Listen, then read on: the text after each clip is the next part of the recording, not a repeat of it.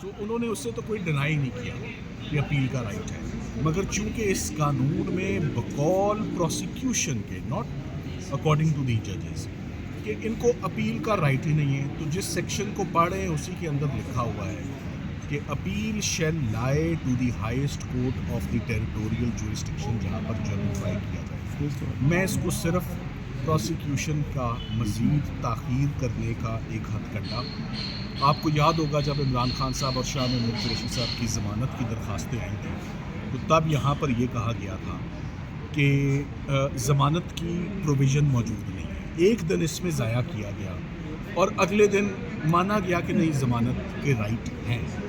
तो criminal law में, criminal law की स्कीम में, क्रिमिनल लॉ की ऑब्जेक्ट कभी भी ये नहीं रहा कि एक शख्स को सज़ा हो जाए, और सज़ा भी कौन दे?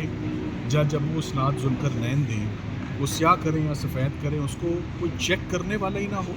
तो सरकार का कहना ये था कि अपील का राइट सिरे से है ही नहीं, जो कि नामुमकिन बात है। सो जजेस ने भी कहा नहीं, अपील का राइट तो है, अब सिर्फ ये देखना है कि जिन सेक्शंस में हमने अपील दायर किया आया वो सेक्शन दुरुस्त हैं, या कोई और सेक्शन हो सकता है जिसकी तरफ सरकार ने इशारा नहीं किया। सो मैं दोबारा यही कहूँगा कि परसों जब ये हियरिंग रिज्यूम होगी तो हम एविडेंस पढ़ेंगे। मकसद मुझे सरकार का सिर्फ यही लगता है कि किसी तरीके से खान साहब की अपीलों का फ़ैसला ना हो और ये टेक्निकल ऑब्जेक्शंस लेकर उलझा के रमज़ान के अंदर इस प्रोसेस को और उनकी रिलीज़ को किसी तरीके से उसको ताख़ीर की जाए और वो जल्द अज जल्द वापस बाहर ना आए। सलमान साहब, अभी तक जो सूरत हाल नज़र आई उसमें ये लग रहा है कि शायद जजेस भी अभी क्लियर नहीं है कि क्या सीआरपीसी की जो 410 का आपने हवाला दिया है वो एप्लीकेबल है कि नहीं। जजेस बिल्कुल क्लियर होंगे इंशाल्लाह, परसों आप देख लेंगे कि बस ये आज के दिन उनको 2-3 फैसले देने की देर है, इस पर वो जजेस बिल्कुल क्लियर हैं। 410 के अलावा और कोई अपील का सेक्शन है ही नहीं। और ये देखें, एक सेशन ट्रायल, ये सेशन जज का एक ट्रायल हुआ है, एडिशनल सेशन जज ने इस पर समाअत की है, सेशन जज ने इस पर समाअत की है। 410 ये कहता है कि जो वो सज़ा देगा उसकी अपील में लाए अगर कोई फ़ाइल करना चाहे।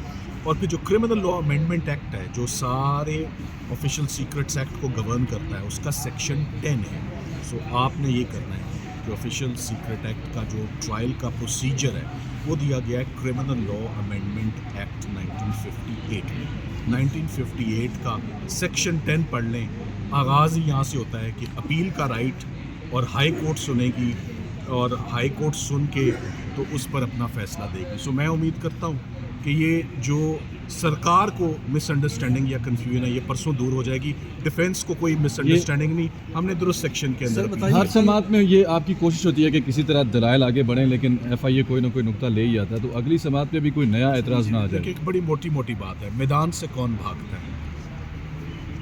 मैदान से हम कभी नहीं भागे, मैदान से हमेशा भागता है सरकार, भाग रही है कि अपील ना खोले, सुनी ना जाए। ये बात, ये अफसोस की बात है कि टेक्निकल ग्राउंड्स पे पहले था ज़मानत ना सुनी जाए, अब है अपील ना सुनी जाए।